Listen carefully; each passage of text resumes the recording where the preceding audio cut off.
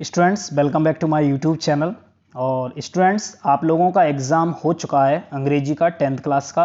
तो आप लोगों के लिए मैं आंसर की लेकर आया हूं और आप लोग अपने पेपर को लेकर बैठिए और अपने आंसर्स को मैच करिए। चलिए मैं एक एक करके पूरे पेपर का सॉल्यूशन दूंगा आपको। तो पहला जो क्वेश्चन है वो था आपका पैसेज, जिसे आपको केयरफुली स्टडी करना था, उसका यहीं पर आंसर भी देना था। तो चलिए हम लोग डायरेक्ट क्वेश्चंस को देखते हैं और अपने आप इन आंसर्स को मैच करिए और देखिए कि आपने क्या आंसर टिक किया था। चलिए पहला जो क्वेश्चन था वो था आपका give a suitable title for the above passage. Passage के लिए आपको सूटेबल टाइटल देना था। तो यहाँ पर अगर देखा जाए तो ऑप्शन नंबर जो डी था वो आपका करेक्ट था, टिट फॉर टैट, क्योंकि जैसे के लिए तैसा, क्योंकि जैसा बेकर था वैसा ही जज ने उसके लिए किया। ठीक है, क्योंकि वो भी उसके लिए खुशबू सूंघने के लिए देता था बस, तो वो भी उसने क्या किया, कॉइन की जो सिक्कों की आवाज उसको सुना के दे दी। तो इसका जो करेक्ट आंसर है वो है आपका टिट फॉर टैट। अगला जो क्वेश्चन है स्टूडेंट्स वो है आपका which word is the opposite of word rich. Rich का उल्टा कौन सा होता है, अगर देखा जाए तो पुअर है, ये करेक्ट आंसर है। Question number third, the poor man stood outside the bakery. किसके लिए खड़ा होता था, to enjoy the smell of baking bread. केवल क्या करता था भैया, उसका एंजॉय करता था स्मेल को, बेकिंग ब्रेड की। खाता तो था नहीं वो, क्योंकि उसके पास पैसे नहीं थे। The baker took the poor man. अच्छा, पुअर मैन को बेकर कहाँ ले गया, क्योंकि जो बेकर था वो बहुत ज़्यादा कंजूस था, उसको ऐसा लगता था कि ये मेरे मतलब क्या बोलते हैं, बेकर ब्रेड की खुशबुओं को सूंघता है, तो उसको कहाँ ले गया, कोर्ट ले गया। ठीक है, चलिए how many coins were found in the poor men's pocket. Poor men's की पॉकेट में कितने कॉइन्स निकले, 2 कॉइन्स ओनली। तो ये करेक्ट आंसर्स हैं, आप मैच कर सकते हैं। बहुत ही ज़्यादा सिंपल पैसेज था स्टूडेंट्स, मैंने आपसे पहले भी कहा था आप लोग अपनी रीडिंग कैपेसिटी को अच्छा रखें तो आप आराम से कर सकते हैं, रटने की कोई आवश्यकता नहीं है। ये एक और पैसेज आया था, क्योंकि ये अनसीन पैसेज होते हैं जिन्हें आप कहीं से भी पढ़ के नहीं जाएंगे, आपको वहीं पर देखने को मिलेंगे, तो इसके लिए आपकी रीडिंग कैपेसिटी बहुत अच्छा होना चाहिए।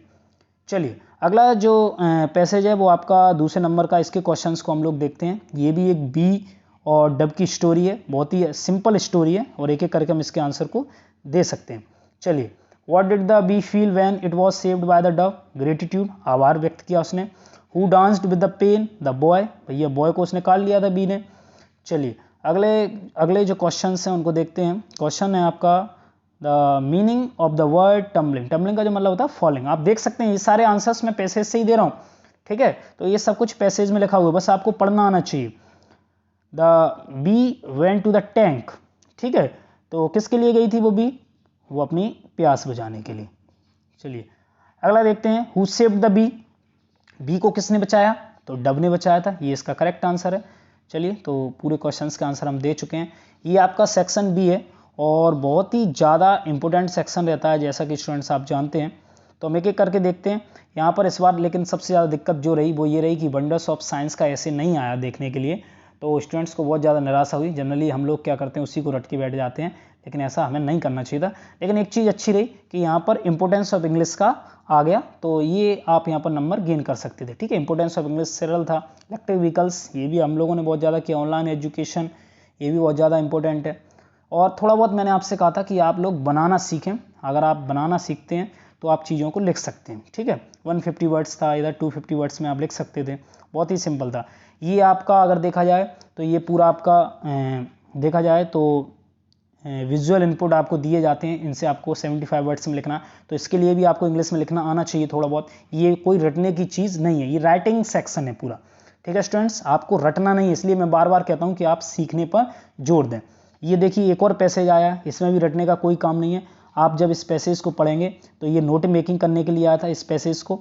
इसमें कुछ नहीं करना था आपको, इसका सूटेबल टाइटल देना था और इसकी नोट मेकिंग करना था। तो आप इसको पढ़ के, आई होप कि ये शायद फॉरेस्ट्स के बारे में, तो आप इसका कोई भी टाइटल दे सकते थे, फॉरेस्ट कंजर्वेशन, फॉरेस्ट रिसोर्सेज। ठीक है, तो कोई दिक्कत वाली बात नहीं थी। उसके अलावा ये राइटिंग सेक्शन में अगर देखा जाए तो यहाँ पर एक और आपका एप्लीकेशन आया है, बहुत ही सिंपल एप्लीकेशन आया है SLC का। और एक लेटर आया था, वो आपका फादर्स की प्रमोशन पार्टी के लिए आपको अपने फ्रेंड्स को इन्विटेशन भेजना था। तो ये थोड़ा इस बार उन्होंने चेंज कर दिया, क्योंकि जनरली हम लोग अपने भाई बहन की शादी के लिए क्या बोलते हैं, लेटर रेडी करके रखते हैं, तो इस बार उन्होंने इसको थोड़ा चेंज कर दिया। चेंज कुछ नहीं है, फॉर्मेट वही रहेगा। तभी मैं कहता हूँ कि आप रटिए नहीं, सीखिए, तो आप जरूर बना सकते थे उसको। ग्रामर बहुत ही ज़्यादा सिंपल है, आप इसको मैच कर लीजिए। तो मैंने आपको बताया भी था कि जब मस्ट का यूज़ किया जाता है, जब चीज़ बहुत ज़्यादा हमारा कर्तव्य रहता है, तो हमें we must follow the traffic rules, ये सिंपल है। जब कोई व्यक्ति किसी बीमारी से मर जाता है तो हम ऑफ का यूज़ करते हैं, तो यहाँ कैंसर से मर गया। ऋतु एस, यहाँ पर मैनी का यूज आएगा क्योंकि फ्रेंड्स जो हैं वो आपके काउंटेबल नाउन है, PCN है, ठीक है। सी, यहाँ पर अगर देखा जाए तो हेल्पिंग वर्ब नहीं, डायरेक्ट मेन वर्ब आ रही है, तो सिंग की सेकंड फॉर्म आ जाएगी। ये मे का यूज होगा यहाँ पर क्योंकि ऑप्टेटिव सेंटेंस है, एक्सक्लेमेशन मार्क लगा हुआ, ये इसकी पहचान है। जुलाई कम्स बिफोर, पहले, क्योंकि जुलाई अगस्त के पहले आता है, बिफोर का मतलब पहले होता है। Ashoka was the one of deadest greatest kings of India, तो यहाँ पर दा का यूज होगा। जैसे आप देखें ये PCN है, यहाँ पर ऑफ का यूज हुआ स्टूडेंट, जब सिलेक्शन होता है ऑफ के द्वारा, और वैसे ही सुपरलेटिव डिग्री तो हम दा का यूज करेंगे, ठीक है। चलिए अब हम लोग डू एस डायरेक्टेड को भी देख लेते हैं एक एक करके। ये भी बहुत ज़्यादा सिंपल रहे हैं, बहुत ही ज़्यादा इजी पेपर था स्टूडेंट्स। यहाँ पर आपको हु का यूज़ करना है, दोनों को कंबाइन करके, तो आप कंबाइन कर दीजिए। The boy who is bearing a blue shirt is my nephew, लड़का जो ब्लू शर्ट पहने हुए वो मेरा क्या है, भतीजा है। तो हु का अर्थ हो जाए यहाँ पर, हु का अर्थ जो हो जाए, क्योंकि हु का मतलब कौन भी होता है, हु का मतलब जो भी होता है, ये यहाँ पर कंजक्शन की तरह यूज हो रहा है, ठीक है। क्योंकि जो WH वर्ड्स होते हैं वो आपके क्या बोलते हैं, इंटरोगेटिव सेंटेंसेस में भी यूज़ किए जाते हैं प्रश्न पूछने के लिए, और कंजक्शन के तौर पे भी यूज़ किए जाते हैं। ये अनलेस का यूज़ है, ये निगेटिव होता है अनलेस हमेशा, तो इफ का यूज़ अगर आप करोगे तो सेंटेंस आपका निगेटिव बन जाएगा। If you don't run fast you will miss the train.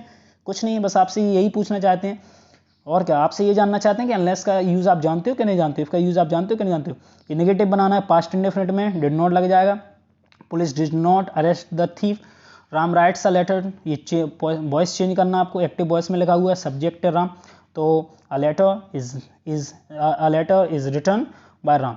Swimming is a good habit, तो टू स्विम, इसमें इट का यूज़ करना, सॉरी, तो आप इट का यूज़ कर दी, it is a good habit to swim, ठीक है, टू का यूज़ हो जाएगा, तो कोई दिक्कत वाली बात नहीं, इन्फिनेटिव की तरह। Mamata goes to school every day, interrogative बना दो, does Mamata go to school, present indefinite है, वो आपसे चेक करना चाहता है, ठीक है। He is so fat that he can not run fast, to का तो आप कुछ मत करिए, he is too fat to run fast, बस ये भी बहुत सिंपल है। इसके अलावा अगर क्वेश्चन नंबर 9 देखें स्टूडेंट्स, तो ये आपका सेक्शन डी से, इस पैसेज को आप पढ़ें और इसी में से आपको आंसर देना, सब कुछ आपको पढ़ना है, रटने का कुछ भी नहीं है स्टूडेंट्स। इसलिए मैं बार बार आपसे कहता हूँ आप टेक्स्ट बुक्स पर भी बहुत ज़्यादा ध्यान दीजिए, रटे ना, ठीक है। इसको पैसेज को जब आप पढ़ेंगे तो इसका आंसर आप देख सकते हैं। How was the weather when pilot started flying aeroplane, तो कैसा था, क्लियर था बिल्कुल एकदम आसमान, ये आप आंसर वहीं से दे सकते हैं। पायलट वॉज गोइंग टू, कहाँ जा रहा था भैया, पायलट इंग्लैंड जा रहा था अपने घर। उसके अलावा the above passage taken from which lesson, कहाँ से लिया गया है, ब्लैक एरोप्लेन से लिया गया, ठीक है। तो यहाँ पढ़ भी सकते हो, इसमें सब कुछ लिखा हुआ है, सारी चीज़ें यहाँ पर लिखी हुई हैं, ठीक है। वो अपने कहाँ जा रहा था, कंट्री साइड जा रहा था। तो इस प्रकार से ये सारी चीज़ें आप कर सकते हैं, बहुत ही ज़्यादा सिंपल एकदम पैसेज, ठीक है। फ्रांस बैक टू इंग्लैंड, ये देखिए आंसर में यहाँ सब कुछ लिखा हुआ है। चलिए अब हम लोग एक और पैसेज देखते हैं, ये आपका क्या बोलते हैं, पोइट्री सेक्शन से रहता है, इसको भी आपको करना है। तो ये भी अगर देखा जाए तो फॉग चैप्टर से था, इसमें किसको पर्सोनिफाइड किया गया, फॉग को किया गया, फॉग के बारे में बात की गई है। After sitting fog moves on, फूक चला जाता है, मतलब बिल्ली की तरह बात की, उसको पर्सोनिफाई किया गया फॉग को। The poet of the above poem is Karl Sandberg, ये भी आपका सिंपल था, बिल्कुल बहुत ही ज़्यादा सिंपल एकदम पेपर था स्टूडेंट्स, अगर आप लोग अच्छे से इसको पढ़ के जाते वो बहुत सिंपल। स्टूडेंट्स हम लोग देखते हैं क्वेश्चन नंबर 10, जो इसके आंसर्स जो हैं वो ऑब्जेक्टिव टाइप आते हैं। अगर आपने चैप्टर्स को अच्छे से पढ़ा हो तो आप लोग आराम से समझ गए। According to Nelson Mandela what comes natural to minute, love आता है। What was the name of the Anne's diary, Kitty, ये पहले भी आया question. Coorg is famous for coffee. What name was given to water, मिसविल। चैप्टर्स को आप पढ़ोगे तो ओटी आराम से हो जाए, ये 4 नंबर की ओटी आपकी आती है, ठीक है। तो ये क्वेश्चन आंसर्स हैं। तो स्टूडेंट्स मुझे लगता है ये सारे के सारे क्वेश्चन बैंक से आए हैं, बहुत ही ज़्यादा सिंपल क्वेश्चन हैं सारे के सारे, ठीक है। चलिए तो मुझे लगता है कि पेपर बहुत ही अच्छा गया होगा आप लोगों का, और स्कोर भी। Thank you.